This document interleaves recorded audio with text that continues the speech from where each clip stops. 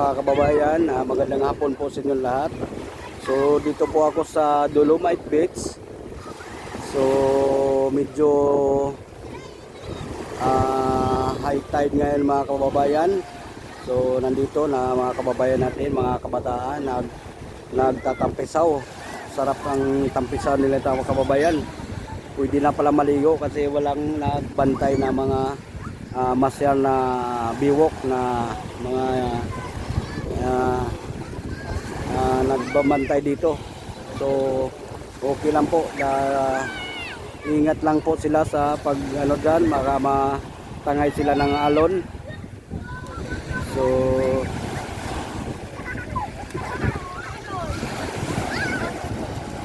sarap ng tampisa yung mga kababayan dito, mga kabataan.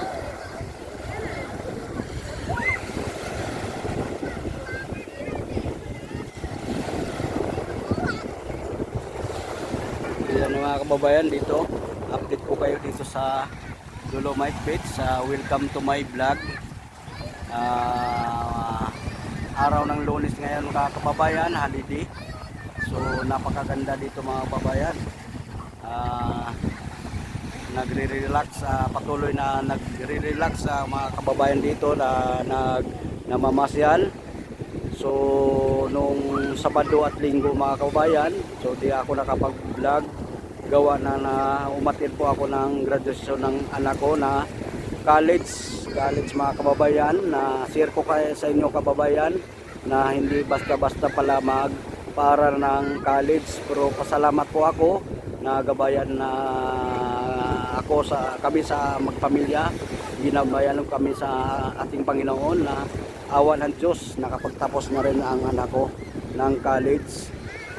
So may surprise pa mga kababayan na naging cum laude ang anak ko, na yon na naging tuwa sa kahit mahirap lang ako kababayan. So walang imposible. So ang anak na mag-aral lang mabuti, na hindi sila na ligaw ng landas sa mga barkada. Importante naman talaga kababayan na lagi natin tanungin natin mga ating anak na wag, importante magsasabi din tayo na ng tama para sa ating sa anak. So anak ko mga kababayan na nakapagtapos na, awa ng Diyos. Kahit ilang taon na dumaan na pandemic, na awa ng Diyos, hindi napaghinto sa pag-aral, tuloy-tuloy online. So yun mga kababayan, kinikwento ko sa inyo kababayan na awa ng Diyos, nakapagtapos din ang anak ko na college.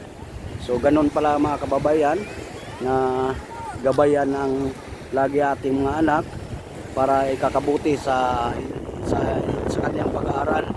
So parang din na masasayang yung ating pagpaaral sa kanila, na lagi nating gabayan din ang ating mga anak. So yan na naman importante, yan ang sinishare ko sa inyo kababayan, na huwag natin mumurahin o kahit anong galit natin mga kababayan sa anak. Huwag natin idaan sa pagmumura mga kababayan, dahil ang the best talaga ay mahinahon lang tayo para sa ating mga anak, para hindi sila maligaw ng landas, di sila magre-rebelde bilang sa sarili nila, at lagi silang makinig sa magulang, na hindi sila nakakarinig ng mura, at kung anong sabihin mo ay sumusunod sila mga kababayan para sa kakabuti. So yan, sinishare ko lang sa akin mga kababayan, parang bilang magulang din. So the best, naniwala po ako mga kababayan na bilang nakapagtapos na college. So yan, lagi importante laging gabayan natin ating mga anak.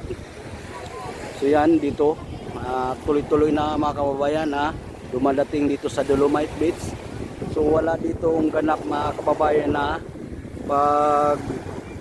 pag-reclamation dun sa dulo mga kababayan, wala dito. So gawa ng tinigil muna ang pagre-reclaim dito sa pagtatambak ng buhangin dahil ginagawa para ng paraan o anong sa ating mga masisipag na mga senador o sa ating mahalang Pangulo na pinag-usapan pa nila ng mga kababayan anong ikakabuti o ikakatibay sa pagre-reclaim dito sa Manila Bay. So yan mga kababayan, nakikita nyo naman na walang ganap nito. So yan, nakita mo yung malaking barko, walang gumagawa.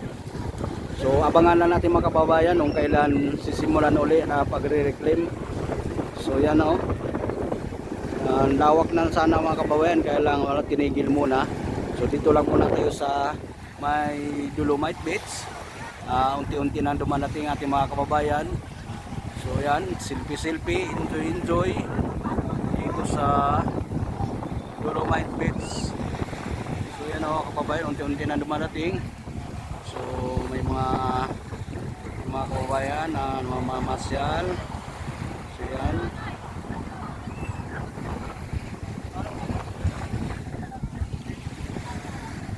So yan.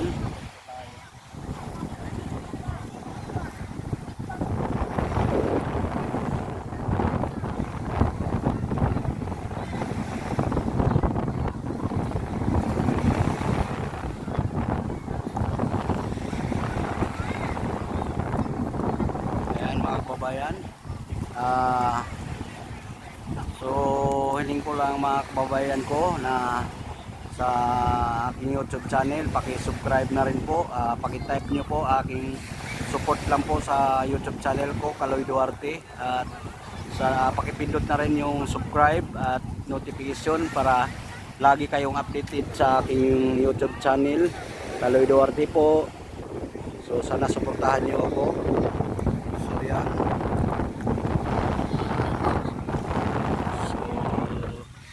Shout out po sa mga kababayan ko sa labas ng ating bansa,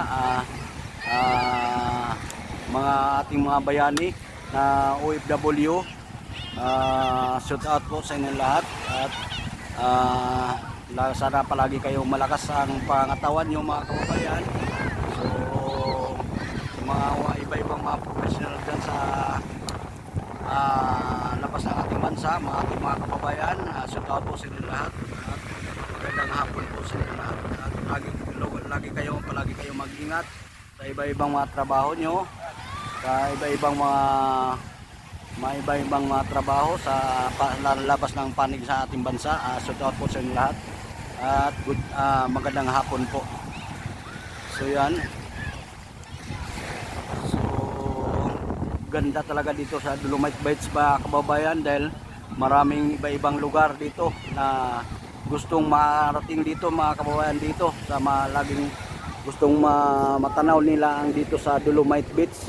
So halos araw-araw kababayan dito, hapon, umaga at saka hapon ay open dito mga kababayan.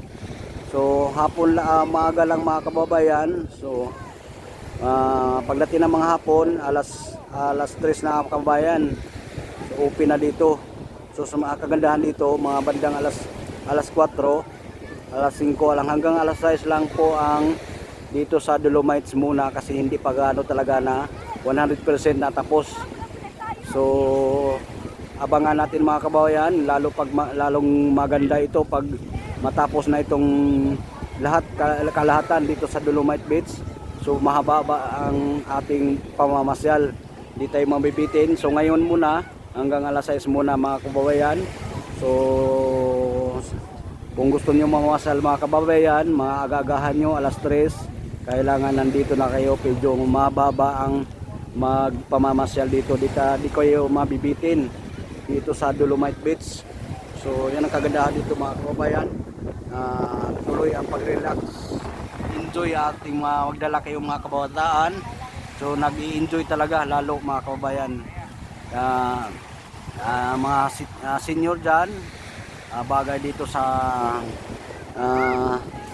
Dolomite Beach para iwas stress. Sa loob ng bahay lang sila na palagi. So pasyan naman natin mga kababayan, mga senior dyan, mga nanay, mga lola, pwede kayo dito mamasyal dito sa may Dolomite Beach mga kababayan. Napakaganda. Hindi kayo magsisisi pag pumunta kayo dito sa Dolomite Beach mga kababayan. So napakalinis dito mga kababayan. Ayan. So may foreigner dito mga kababayan. Ayan oh. Iba-ibang lugar dito mga kababayan, nasa kahit nata mga foreigner dito na mamasyal at nag-i-enjoy. Shout out po sa aking mga taga-suporta.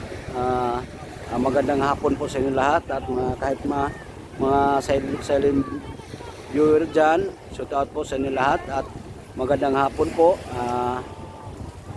Patuloy ko kayo na i-update dito sa may Dolomite Beach. Ayan si nanay nag-i-enjoy, nagsiselfie sila. Maganda talaga dito. So na-relax talaga ating mga kababayan na mamamasyal. So yan mga kababayan, napakaganda ang Dolomite Beach. So yan. So ikot-ikot kayo dito, kayo dito. Maganda, sarap dito relax talaga. Ayan. So shout out po sa mga ating Mayor Lacuna, Hani Lacuna, at sa kanyang vice. Hindi ko na lang banggitin. Shout out po sa ating mga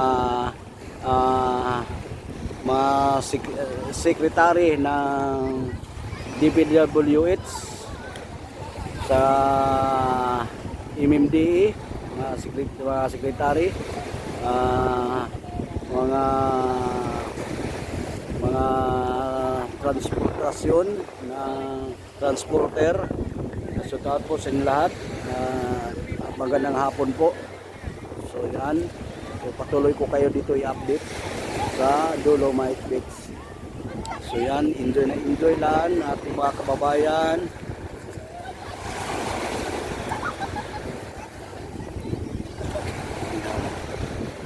So sarap dito magtatampon sa mga kababayan sa mga paa. Yung mga kababayan dito na tatampisay, tatampisaw. So yan, ala Boracay mga kababayan dito. Napakagandang tanawin. So akala mo nasa Boracay tayo, yung pala dito lang sa harap ng Dolomite Beach. So pinapalapit tayo sa ating gobyerno na matagal na tayo na kahit ako matagal na akong mahangad na makarating sa Boracay, pero hindi na makakarating, matuloy doon. Dito na lang tayo sa may Dolomite Beach mga kababayan.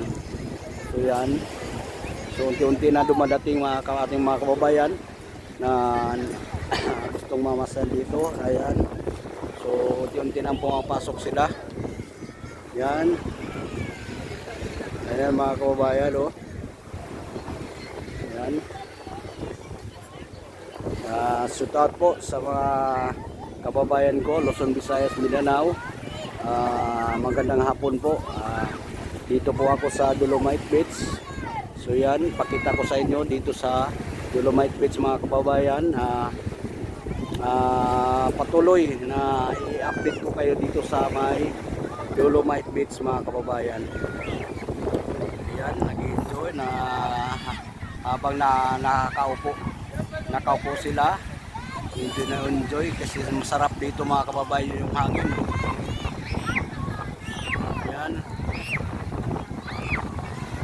So isang grupo, enjoy nila mga kababayan oh. So yung ibang mga kabataan nag-i-enjoy, nagbato-bato ng buhangin. Ayan. So ala Boracay. So yan oh mga kababayan, enjoy talaga mga kababayan na sa dami ng namamasyal dito sa Dolomite Beach. So yan oh.